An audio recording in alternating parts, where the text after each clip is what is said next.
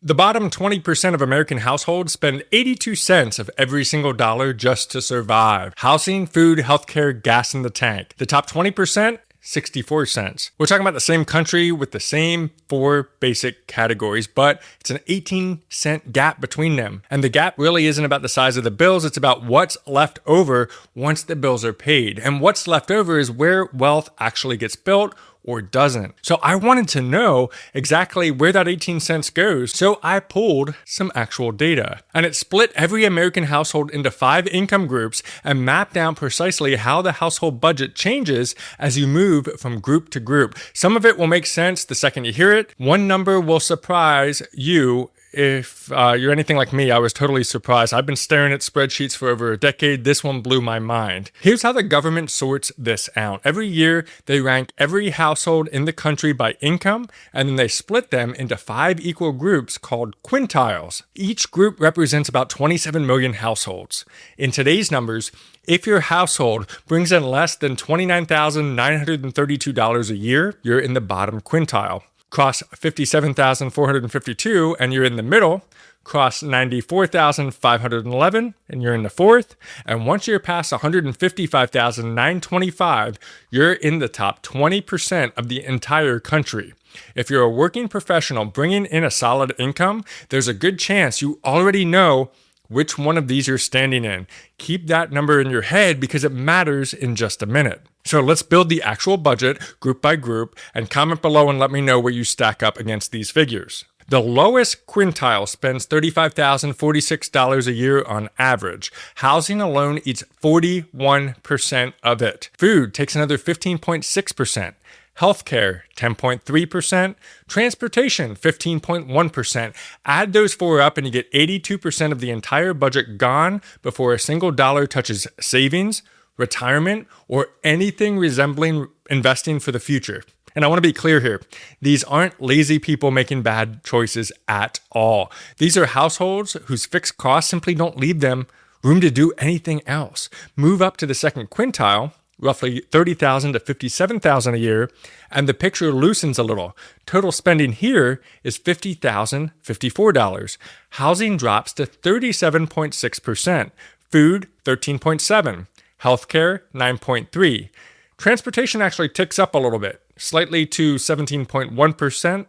And the rationality behind this is because more of these households own a car instead of relying on public transit. I thought that was interesting.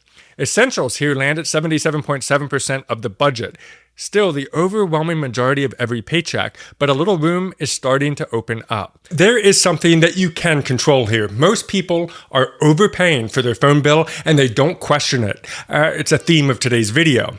I was one of those people, in fact. I was paying over $200 per month for my family of 4 on one of the big carriers. And I realized that there are other phone carriers that are much more affordable and still have incredible service.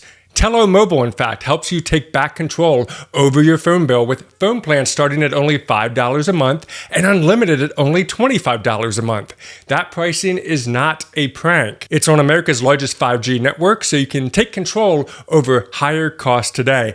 I personally am saving over $100 a month that I can now invest, pay other bills with, and take back my financial life. Get started with Tello Mobile today and experience what an affordable service with free hotspot and Wi-Fi calling, unlimited text, and international calls to 60 plus countries feels like. It's linked down in the description below, or you can scan the QR code up on the screen right now. Now let's move on to the third quintile, roughly $57,000 to $94,000. This is close to the median American household. Average spending, $66,900. Housing takes up 34.8%, food at 13.8%, healthcare at 9.6%, transportation at 17.4%, essentials 75.6%. Fourth quintile, $94,000 to $155,000, and this is where a lot of you watching probably live. But let me know for sure in the comments. Average spending jumps to $89,972. Housing drops again surprisingly to 32%. Food 13.2%, healthcare 8.2%, transportation 18%, the highest of any group, because these households tend to own more cars and newer cars. Essentials land here at 71.4%. Now let's talk about the top one. Top one is above $155,925 a year. Average spending, $150,342. Of that, housing 30.2%, food 11.2%, healthcare only 6.3%, transportation 16.3%, essentials 64% of the budget. Lay all five side by side, and the pattern is honestly impossible to miss. Bottom quintile, 82% on essentials. Top quintile, 64%. That is an 18-point spread, my friend. And here is something very, very interesting. This is the line that covers 401k contributions, IRA contributions, and pension payments, the actual mechanics of building retirement wealth. It sits at 1.9% of the budget for the bottom quintile, 1.9%. For the top quintile, that same line is 17.4%. That's not a small gap. That's a 9 times difference. The wealthiest households in this country aren't just spending less of their budget on survival, they're redirecting almost 10 times the share of their income directly into compounding assets. I found that very interesting. And here's the part that matters most for anyone watching this in the 4th or 5th quintile, because I suspect a lot of you are. That 18-point gap between the bottom and the top didn't appear because rich people are smarter shoppers or found some secret grocery store. It appeared because as income rises, the dollar amount spent on housing, food, and healthcare grows much slower than the income does.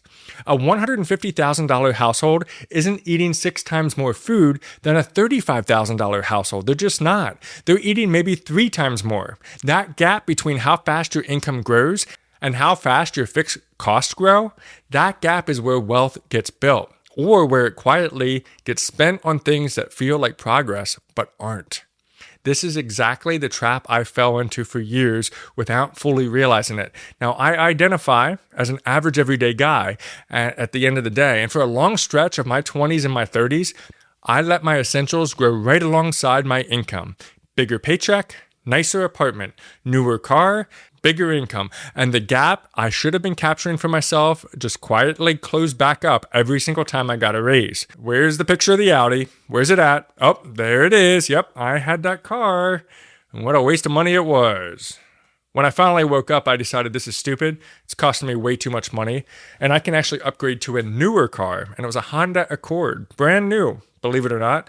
But because of the difference, I was able to fully pay off the Honda Accord by trading in the Audi, and I could not be happier.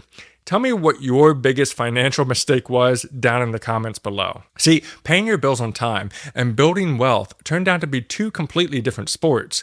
And for a long time, I was only playing one of them. If that sounds like you, I've been there and I get it. What changed it for me was tracking my own version of this exact table. Not the national averages, my actual numbers, category by category, every single month. That's the entire idea behind the transaction register. Now, I built this well over 15 years ago. And I'm not going to spend this video pitching it to you. I'll just say this. If you want to build your own personal quintile breakdown, the link is in the description. And it's the same tool that I still open every month today. And I track every expense, every income, and I have a snapshot of my overall spending. Now, go find your household income and go find which one of these 5 groups you're standing in. Then go look at your actual spending and check your own percentages against the ones you just saw. If your essentials are eating a bigger share of your budget than the quintile that you're supposed to be in, that's not a personal failure. It's useful information. It tells you exactly where the next raise needs to go, straight into that personal insurance and pensions line, the one that climbs from 1.9% to 17.4% instead of into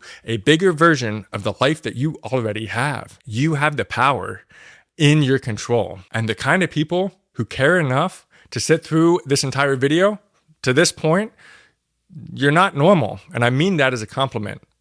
It means that you are focused on changing your life for the better.